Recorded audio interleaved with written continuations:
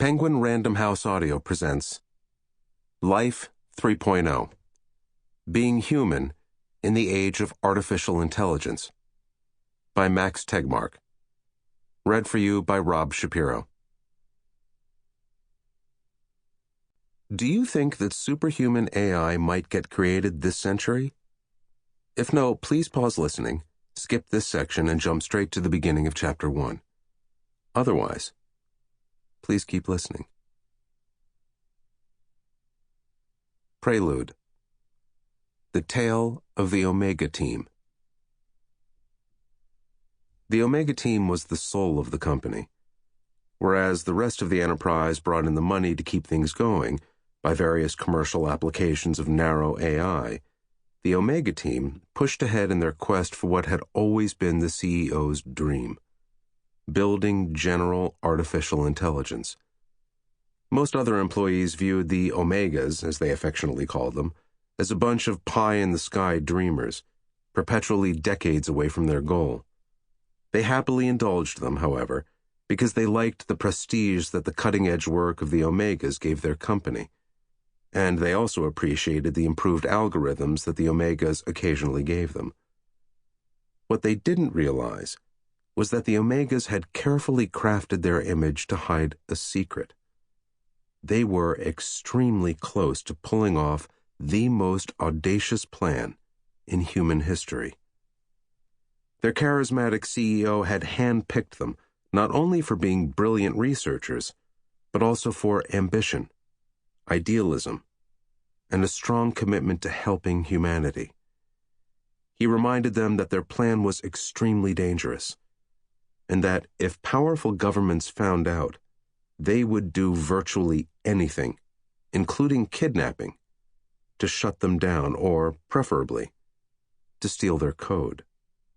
But they were all in, 100%, for much the same reason that many of the world's top physicists joined the Manhattan Project to develop nuclear weapons.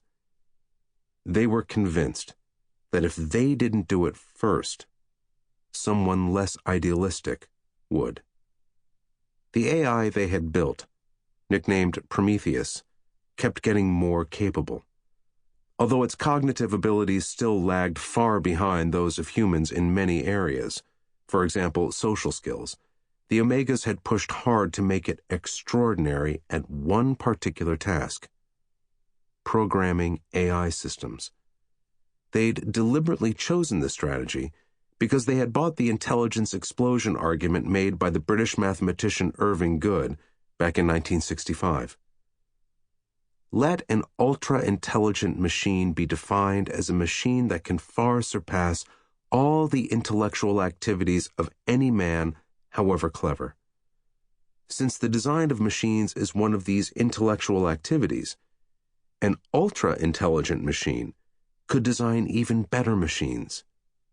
There would then unquestionably be an intelligence explosion, and the intelligence of man would be left far behind. Thus, the first ultra-intelligent machine is the last invention that man need ever make, provided that the machine is docile enough to tell us how to keep it under control. They figured that if they could get this recursive self-improvement going, the machine would soon get smart enough that it could also teach itself all other human skills that would be useful. The first millions. It was 9 o'clock on a Friday morning when they decided to launch. Prometheus was humming away in its custom-built computer cluster, which resided in long rows of racks in a vast, access-controlled, air-conditioned room. For security reasons, it was completely disconnected from the internet, but it contained a local copy of much of the web: Wikipedia, the Library of Congress, Twitter, a selection from YouTube, much of Facebook, etc., to use as its training data to learn from. For simplicity, I've assumed today's economy and technology in this story, even though most researchers guess that human-level general AI is at least decades away. The Omega plan should get even easier to pull off in the future if the digital economy keeps growing and ever more services can be ordered online on a no-questions-asked basis. They'd picked this start time to work undisturbed. Their families and friends thought they were on a weekend corporate retreat. The kitchenette was loaded with microwavable food and energy drinks, and they were ready to roll. When they launched, Prometheus was slightly worse than them at programming AI systems, but made up for this by being vastly faster, spending the equivalent of thousands of person-years chugging away at the problem while they chugged a Red Bull. By 10 a.m., it had completed the first redesign of itself, V 2.0, which was slightly better but still subhuman. By the time Prometheus 5.0 launched at 2 p.m., however, the Omegas were awestruck. It had blown their performance benchmarks out of the water, and the rate of progress seemed to be accelerating. By nightfall, they decided to deploy Prometheus 10.0 to start Phase 2 of their plan, making money. Their first target was MTurk, the Amazon Mechanical Turk. After its launch in 2005 as a crowdsourcing internet marketplace, it had grown rapidly, with tens of thousands of people around the world anonymously competing around the clock to perform highly structured chores called HITs, Human Intelligence Tasks. These tasks ranged from transcribing audio recordings to classifying images and writing descriptions of web pages, and all had one thing in common. If you did them well, nobody would know that you were an AI.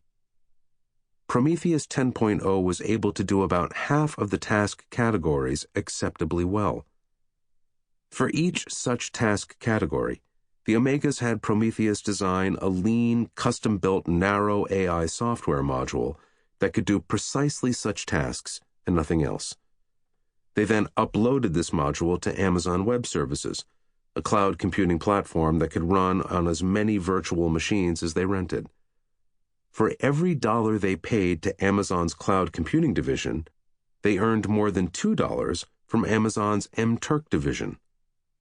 Little did Amazon suspect that such an amazing arbitrage opportunity existed within their own company. To cover their tracks, they had discreetly created thousands of MTurk accounts during the preceding months in the names of fictitious people, and the Prometheus-built modules now assumed their identities. The MTurk customers typically paid after about 8 hours, at which point the Omegas reinvested the money in more cloud computing time, using still better task modules made by the latest version of the ever-improving Prometheus.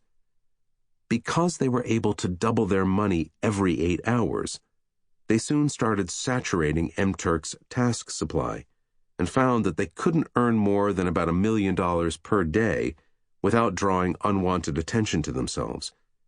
But this was more than enough to fund their next step, eliminating any need for awkward cash requests to the chief financial officer. Dangerous games.